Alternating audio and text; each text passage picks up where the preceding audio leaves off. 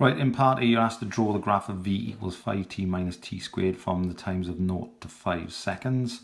So I would make life easy on yourself and just use 0, 1, 2, 3, 4, and 5. What you need to do is to draw a table with t at 0, 1, 2, 3, 4, and 5. And then work out the corresponding values of v using the formula there. Well, basically for the first one, when t is equal to 0, I basically put t equal to 0 in this formula, then I put t equal to 1 and so on. So that formula means v is equal to 5 times t minus t squared. So I put t equal to 0, so when t is equal to 0, this is going to become 5 times 0 minus 0 squared. 5 times 0 is 0, take away 0 squared is 0. Then I need to put t equal to 1, so I'm going to have 5 times 1, take away 1 squared. 5 times 1 is 1, 5 times 1 is 5, take away 1 squared, which is 1, 5 take away 1 is going to give me 4. So I should have 0, then 4.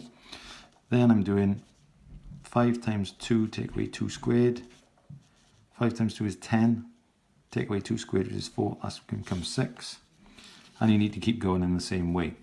So then I do 5 times 3 is 15, take away 3 squared, which is 9, that's going to give me 6. 5 times 4 is 20, take away 4 squared is going to give me 4.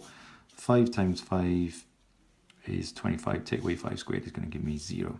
But basically what you do is plot the coordinates. We always have time going across the bottom with a velocity time graph and velocity in meters per second up the y-axis. And make life as easy as possible for yourself. I'm going to be starting at 0 and then put 10 little squares. That would be 1, 2, 3, 4, and 5. And then this one started at 0 and has gone up to 6. So it's 1, 2, 3, 4, 5. It doesn't quite go up to 6, so we'll go up every 5 squares. So we got 1, 2, 3, 4, 5, 6, just to make life a little bit easier for yourself. Okay, now we just need to plot our points. So we've got the point 0, 0, which is going to be there. Then plot the point 1, 4, which is going to be there. Then the point 2, 6, you go across 2 up 6. Then the point 3, 6, which is going to be there. Point 4, 4 is going to be there, and the point 5, 0 is going to be there. Then you just draw it freehand. Not very well drawn. You should know that it's going to be like an N-shaped or a hump-shaped graph because you've got a negative t squared there, which means it's a quadratic. Okay. So it says part B, part 1 asks you to circle the correct time when the acceleration is 0. Well, the acceleration is 0 at the turning point here because the gradient of the tangent, for a velocity time graph gives us the acceleration. That would be a flat line. So a flat line has got a gradient of 0. So that occurs halfway between 2 and 3, which is 2.5 seconds. Okay, for part 2 it says find an approximation when the acceleration when t is equal to 1.5. So you find where 1.5 is, read up to your graph. It's at that point there. So to find the acceleration at that point, you have to draw a tangent, which is a straight line which just touches the graph at that point there. And then the acceleration will be the gradient of that tangent. And it's only going to be an estimate because you've drawn the graph freehand and you've drawn the tangent by hand as well.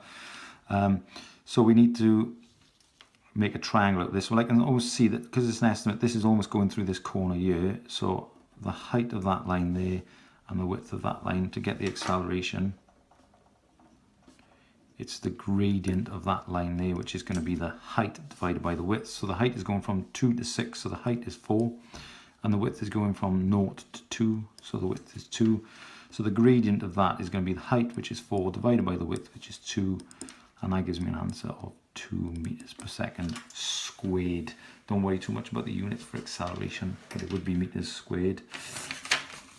Using the trapezium rule, estimate the area under the graph to calculate the distance travelled by the particle in the first 5 seconds.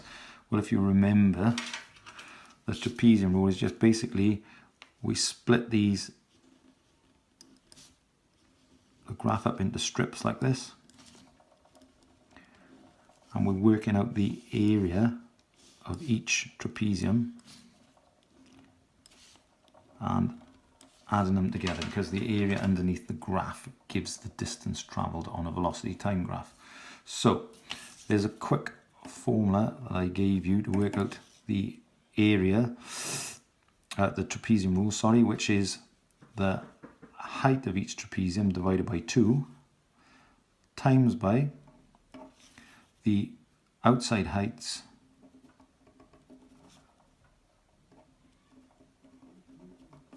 plus 2 times the inside heights.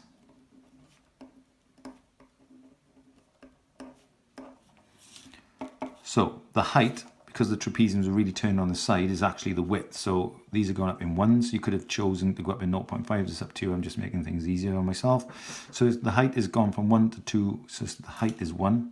So it's 1 over 2 times by the outside heights. Well, the outside height is that height there, and this one, which in this case they're both 0. So it's 0 plus 0 plus 2 times the inside heights. So that's this height, this one, and this one. So this height is 4. This height is 6. This height is 6. This height here is 4 as well. And now all we got to do is work that lot out. So we've got a half times by, that's going to give me 0. And then we've got 4 plus 6 plus 6 plus 4, which is 20. And we're timesing that by 2, which is 40. And then we've got to do a half times 40, which is 20. So the area underneath the graph is going to be 20, and it's going to be 20 meters because the velocity is given in meters per second. It says, given your reason, is this an over or an underestimate? This would be an underestimate, because you can see you've got these gaps here where the actual trapeziums don't cover. So the area using the trapezium rule is an underestimate.